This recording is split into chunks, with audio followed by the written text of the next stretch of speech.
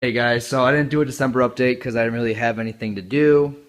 So this is my January update, and it's like the end of January already. So sorry I'm late. Um, First off, the only thing I haven't really done much because I've been saving up for something else to do. But what I really did is my XJ conversion roof rack. These are the roof bars from XJ. Don't ask what year. I can't remember what it was. I did a whole write-up on it. It's a recent video. If you want to know how or anything like that, comment on the video. Go check it out. It's cool. There's that. Nothing on the side. Nothing on the front. I got some tools down here and some gear oil, which is never good. The other night I was pulling out a Porsche Panamera out of the ditch, and here's pop. That's my gear, my ring right down there. You see how it's cracked and destroyed. It was my fault. I wasn't really doing things right. I was originally using my winch, but the Panamera is heavy. It's a small vehicle, but it's heavy. It's not small. I was using the winch, but it wasn't enough because then the guy turned the vehicle off and it froze to the bottom of it, and he had like the parking brake on and all this ridiculous stuff I didn't know.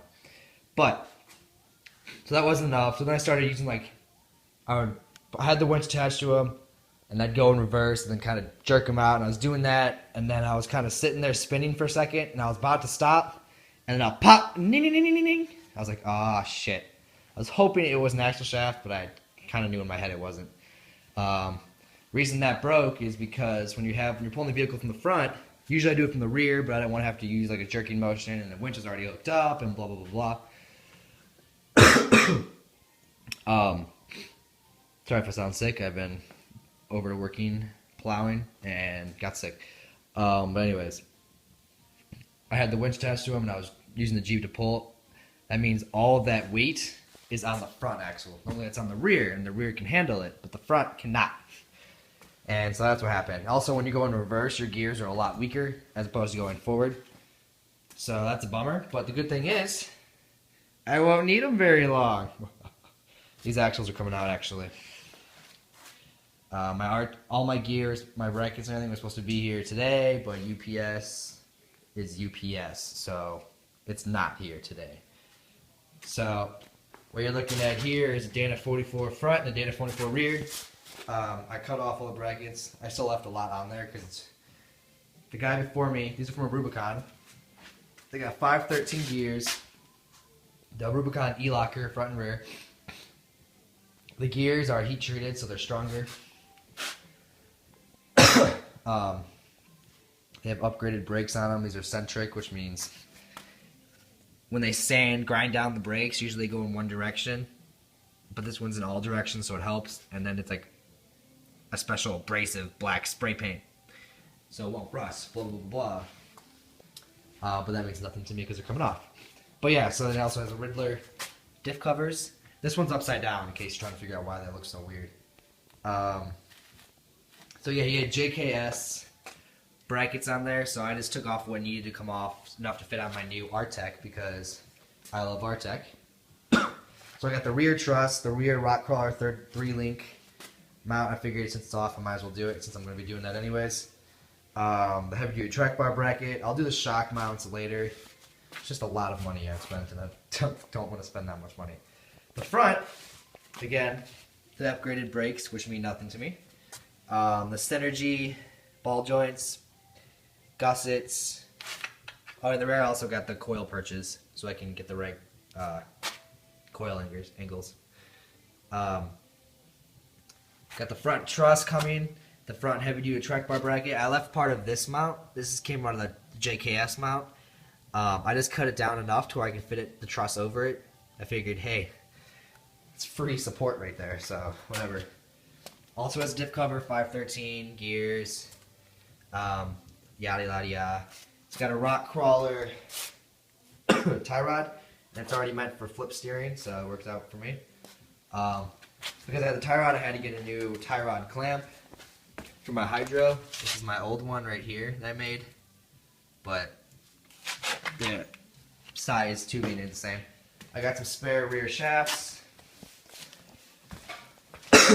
So these are stock front brakes. These are the centric front brakes. You can kind of see the difference. Not so much difference in like thickness. Obviously, one's newer than the other. This is all black, like done inside and out, so there's no rust as like this one's brown. But you notice it's not on the axle because I'm not keeping it. Instead, I'm putting on this bad boy. See the size difference here? It's a Terraflex big brake. There's a slotted front rotors. So cool that. So yeah, I haven't really had much mods because I got big mods coming in.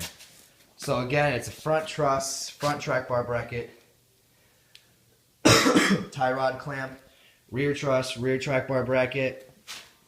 I got clamp brackets for my hydro.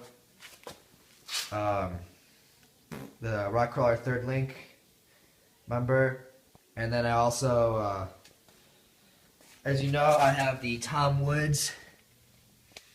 You can't see that. Oh, well, I got the Tom Woods front drive shaft 1310, so I figured might as well do it right now. I got a Tom Woods 1310 rear drive shaft. That'll be here Tuesday. You can see this guy, he left in the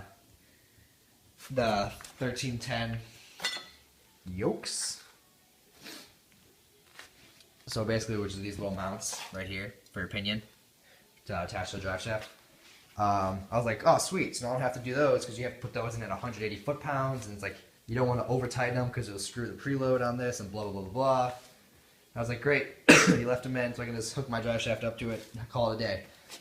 But I didn't realize, or I didn't really think about it. This is the front mount. Now what you put your yoke right here, and then a little U-joint, U-piece goes right there, and then you bolt it down and it holds it to that. This is for, I'm assuming, a Coast 1310 front axle. Well, Tom Woods is different. It doesn't have that setup. He has his own thing where it mounts to its own piece, so I gotta take it all out anyways. But, you know, whatever, it is what it is. Just more work. But yeah, it worked out well since I just broke this stupid ring gear. I'm like upset about it, but I'm not because I have axles waiting. I'm just upset because now the resale on this is gonna go down. I'm like, do I re-gear it to the same thing? Do I sell it open diff, or put a new gears in there, find a locker for it? I don't know. We'll see. Chexy boy, hush hush. But yeah, so next update, well, next video rather, I'm gonna be doing a how-to take front axles out, what to look at axles, and all this stuff. So comment if you got any questions, like, because you're awesome, and subscribe for more videos.